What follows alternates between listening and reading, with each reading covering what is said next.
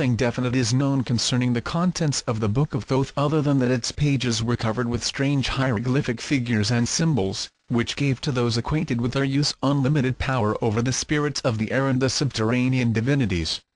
When certain areas of the brain are stimulated by the secret processes of the mysteries, the consciousness of man is extended and he is permitted to behold the immortals and enter into the presence of the superior gods.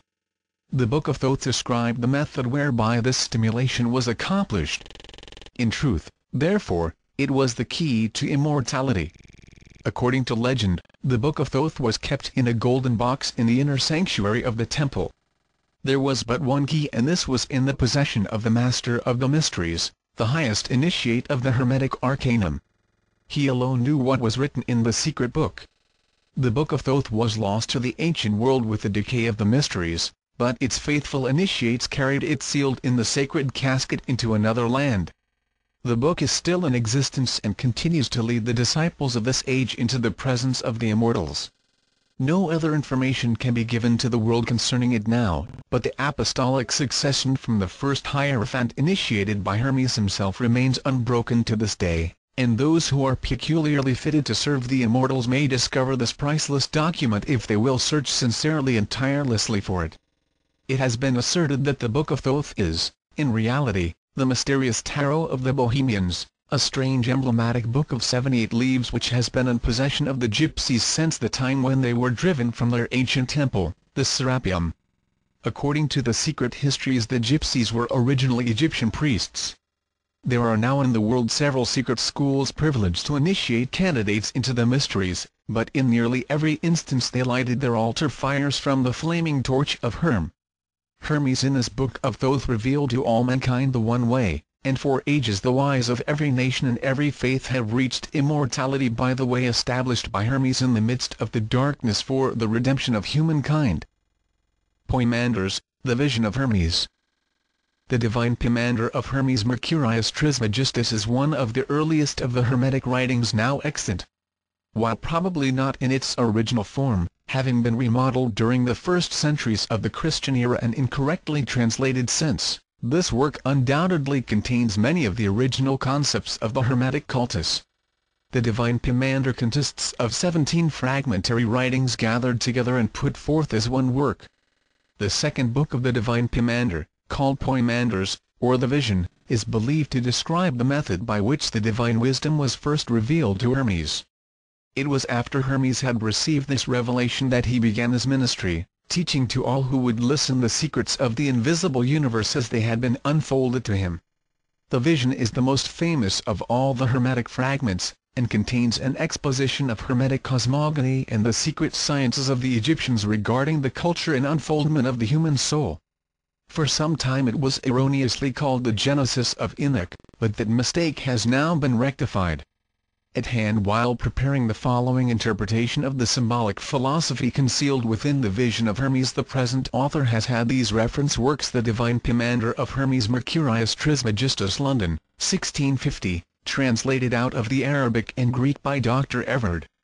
Hermetica, Oxford, 1924, edited by Walter Scott. Hermes, The Mysteries of Egypt, Philadelphia, 1925, by Eduard Schur. And the Thrice Greatest Hermes, London, 1906, by G.R.S. Mead. To the material contained in the above volumes he has added commentaries based upon the esoteric philosophy of the ancient Egyptians, together with amplifications derived partly from other Hermetic fragments and partly from the secret arcanum of the Hermetic sciences.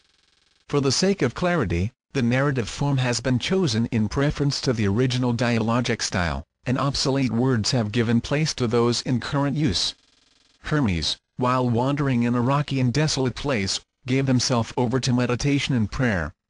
Following the secret instructions of the temple, he gradually freed his higher consciousness from the bondage of his bodily senses. And, thus released, his divine nature revealed to him the mysteries of the transcendental spheres. He beheld a figure, terrible and awe-inspiring. It was the great dragon, with wings stretching across the sky and light streaming in all directions from its body. The mysteries taught that the universal life was personified as a dragon. The great dragon called Hermes by name, and asked him why he thus meditated upon the world mystery. Terrified by the spectacle, Hermes prostrated himself before the dragon, beseeching it to reveal its identity. The great creature answered that it was Poimandres, the mind of the universe, the creative intelligence, and the absolute emperor of all. Sure identifies Poimandres as the god Osiris. Hermes then besought Poimandres to disclose the nature of the universe and the constitution of the gods. The dragon acquiesced, bidding Trismegistus hold its image in his mind. Immediately the form of Poimandres changed. Where it had stood there was a glorious and pulsating radiance. This light was the spiritual nature of the great dragon itself. Hermes was raised into the midst of this divine effulgence, and the universe of material things faded from his consciousness. Presently a great darkness descended and, expanding, swallowed up the light. Everything was troubled. About Hermes swirled a mysterious watery substance which gave forth a smoke-like vapor. The air was filled with inarticulate moanings and sighings which seemed to come from the light swallowed up in the darkness. His mind told Hermes that the light was the form of the spiritual universe and that the swirling darkness which had engulfed it represented material substance. Insert. From Wilkinson's Manners and Customs of the Ancient Egyptians. It is doubtful that the deity called Thoth by the Egyptians was originally Hermes, but the two personalities were blended together and it is now impossible to separate them. Thoth was called the Lord of the Divine Books and Scribe of the Company of the Gods. He is generally depicted with the body of a man and the head of an ibis. The exact symbolic meaning of this latter bird has never been discovered. A careful analysis of the peculiar shape of the ibis, especially its head and beak, should prove illuminating. Continued. Then out of the imprisoned light a mysterious and holy word came forth and took its stand upon the smoking waters. This word, the voice of the light, rose out of the darkness as a great pillar, and the fire and the air followed after it, but the earth and the water remained unmoved below.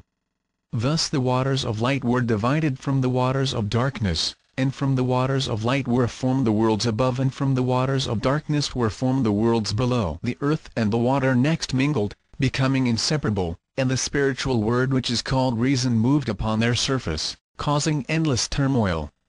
Then again was heard the voice of Poimandres, but his form was not revealed. I thy God am the light, and the mind which were before substance was divided from spirit, and darkness from light.